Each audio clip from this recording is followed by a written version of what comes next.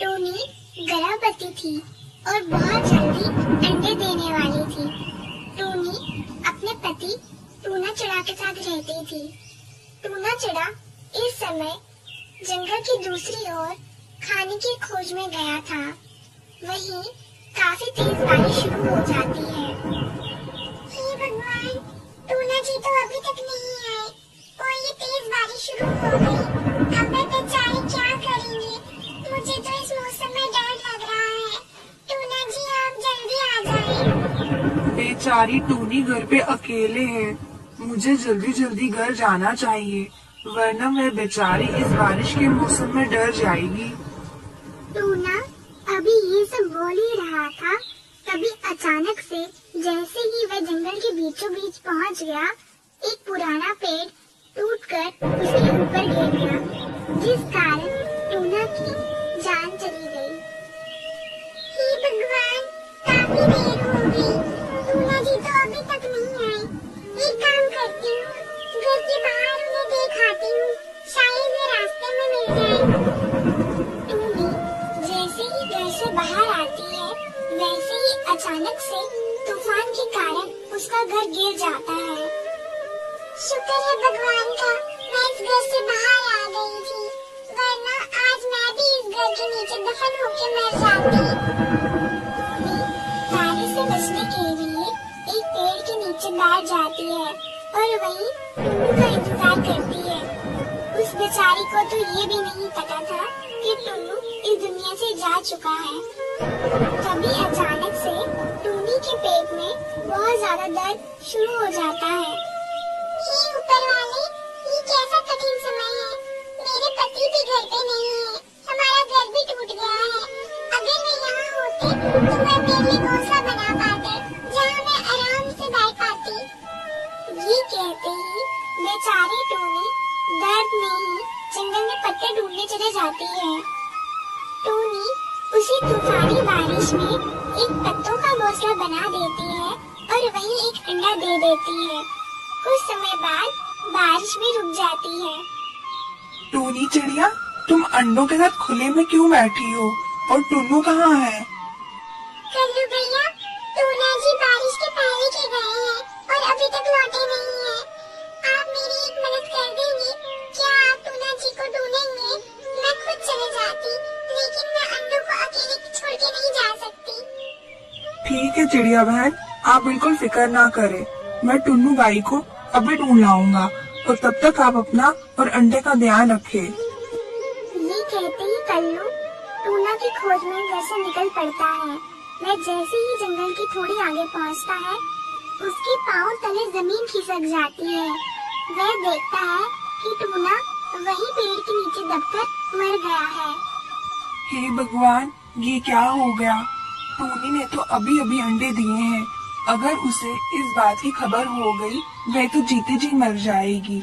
जब तक अंडे में से बच्चा बाहर नहीं आता, तब तक मैं टूनी से सच नहीं कहूँगा और यही ठीक रहेगा।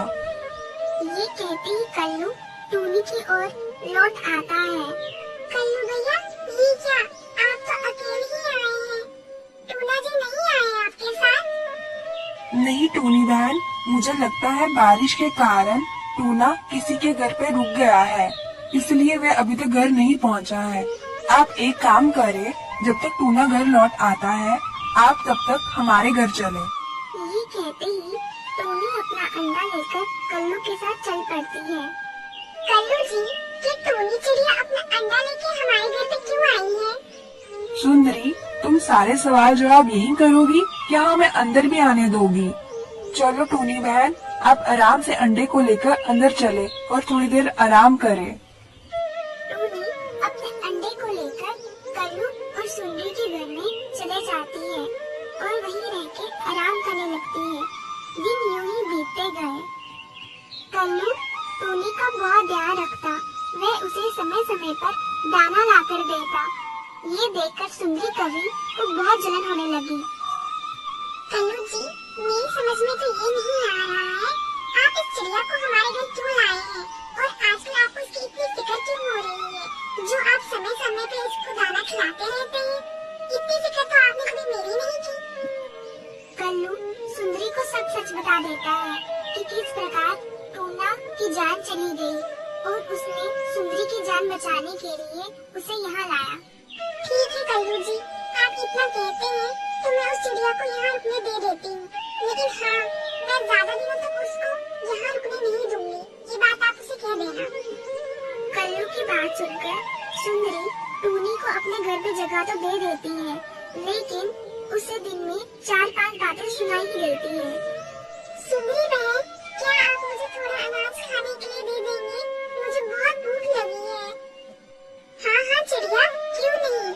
कल्लू जो तुम्हारे लिए तो कमाते हैं, वे बेचारे तो दिन में 3 से 4 बार दाना ढूंढने जाते हैं, क्योंकि वे तुम्हारे लिए ही तो लाते हैं। तुम नहीं खाओगी तो और कौन खाएगा?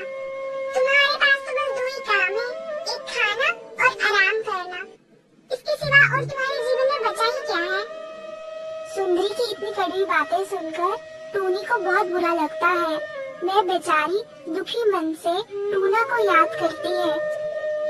टूना जी, आप कहाँ चले गए? अगर आज आप मेरे पास होते तो आज मेरे साथ ये सब नहीं हो रहा होता। आप जल्दी आ जाइए, हम अपना छोटा सा घर बना लेंगे और वहीं खुशी खुशी रहेंगे। दिन यूं ही बीतते चले जाते हैं। टूनी के अंडे में से बच्चा बाहर आ जाता है। कालू भैया, सुंदरी बहन, आपका बहुत बहुत धन्यवाद। आज अगर आप न होते तो न जाने मेरे इस अंडे का क्या हुआ होता। शायद मैं तो जिंदा भी नहीं होती। अब मैं इस घर से चलती हूँ। आपने काफी सेवा करी है मेरी। अरे चिड़िया बहन, ये कैसी बातें कर रही हो तुम? तुमने कल ही तो चिंटू को जन्म दिया है और आज तुम जाने का कह रही हो। चिंटू तो अभी बहुत छोटा है, अकेले घर पे भी नहीं रह सकता, इसे तो हमेशा चील का खतरा बना रहेगा। एक काम करो, जब तक चिंटू थोड़ा बड़ा ना हो जाए तब तक तुम यहीं रुको। हाँ टूनी, कल्लू जी एकदम ठीक कह रहे हैं। तुम एक काम क्या करो, तुम कल्लू जी के साथ दाना ढूंढने के लिए जाया करो और मैं घर पे चिंटू का ध्यान रखा करूँगी। ठीक है सुंदरी बहन, मैं ऐसा ही करूँगी। ये कहते ही टूनी और कल्लू घर से दाने की खोज में निकल पड़ते हैं। टूनी बहन, मुझे लगता है हम गलत दिशा में आ गए हैं। हमें दूसरी दिशा में दाना खोजने के लिए जाना चाहिए। नहीं कल्लू भैया, हम एकदम सही दिशा में हैं। मैं और टूना जी इसी दिशा में दाना ढूंढते थे। कल्लू के लाख मना करने पे भी टूनी नहीं मानती और वह उसी दिशा में आगे बढ़ती है। कल्लू के पसीने छूट रहे होते हैं, लेकिन वह कुछ भी नहीं कर पाता और आखिरकार वही हुआ जिसका उसे डर था। हे भगवान, ये तो मेरे टूना जी हैं। देखिए ना कल्लू भैया, इन्हें क्या हो गया है? ये कुछ बोल क्यों नहीं रहे? टूनी बहन, मुझे माफ कर दीजिए। मैंने आपसे उस दिन झूठ कहा कि टूना मिल नहीं रहा। वह तो उसी दिन गुजर गया था।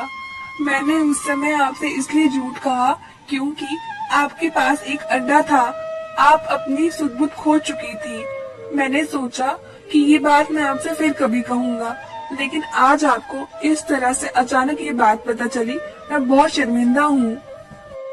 कल्लू टूनी को किसी तरह से समझा बुझाकर घर लाता है, लेकिन घर आते ही कल्लू को चक्कर आ जाते हैं।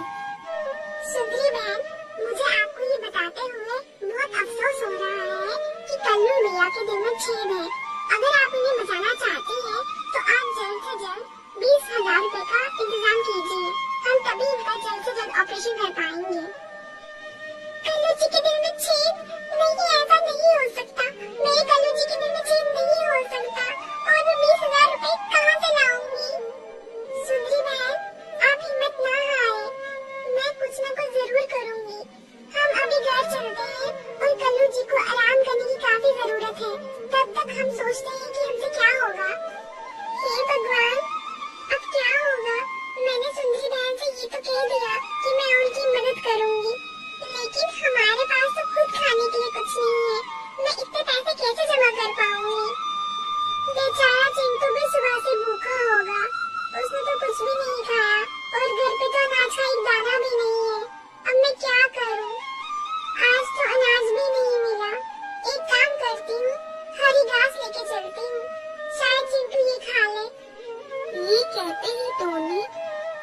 पर हरी घास लेकर निकलती है। चिड़िया, आज तुम इतनी हरी घास घर क्यों लाई हो? वो सुंदरी बहन, पूरे जंगल में अनाज का एक दाना भी नहीं मिला, तो मैंने सोचा आज हम सब मिलकर हरी घास के फुलके खा लेंगे। तुम्हारा और मेरा तो ठीक है, लेकिन चिंटू और कल्लू जी हरी घास के फुलके कैसे खाएंगे? मुझे नहीं लगता उन्हें पसंद आएंगे। ये कहते ही टूनी गर्मा गर्म हरी घास के फुलके बनाती है और सबको खिलाती है। सबको हरी घास की रोटियां बहुत पसंद आती हैं। टूनी, तुम एक काम क्यों नहीं करती? तुम जंगल में अपना हरी घास की रोटी का ढाबा क्यों नहीं खोलती? शायद इसी से हम पैसा कमा पाए। हाँ सुंदरी बहन, ये तो आपने एकदम सही कहा। ये बात पहले मेरे दिमाग में क्यों नहीं आई? अगले दिन से ही टोनी ने जंगल के बीचों बीच अपना एक छोटा सा ढाबा शुरू किया, जहाँ उसने घास की रोटियां बनाकर बेची। जंगल के सभी पक्षियों को उसकी ये रोटियां इतनी पसंद आ गई कि कुछ ही दिनों में उसने पैसों का इंतजाम कर लिया और उसका घर खूब अच्छे से चलने लगा। देखते ही देखते टोनी ने अपना एक नया घर भी बना दिया। टोनी बहन, आपका बहुत बहुत धन्यवाद। आज आपके कारण मेरे कल्लू जी का ऑपरेशन हो पाया है। आप ना होती तो न जाने आज हमारा क्या होता। ये कैसी बातें कर रही हैं आप सुंदरी बहन? जब मैं मुसीबत में थी तब आपने और कल्लू भैया ने मेरा इतना साथ दिया है, तभी आज मैं यहाँ पे हूँ, वरना मैं तो कब की मर चुकी होती। आप धन्यवाद करके मुझे शर्मिंदा ना करें। तो देखा आपने दोस्तों, किसी ने सच ही कहा है, कर भला तो हो भला। अगर कहानी अच्छी लगी हो तो वीडियो को लाइक, शेयर और चैनल को सब्सक्राइब करना ना भूलें।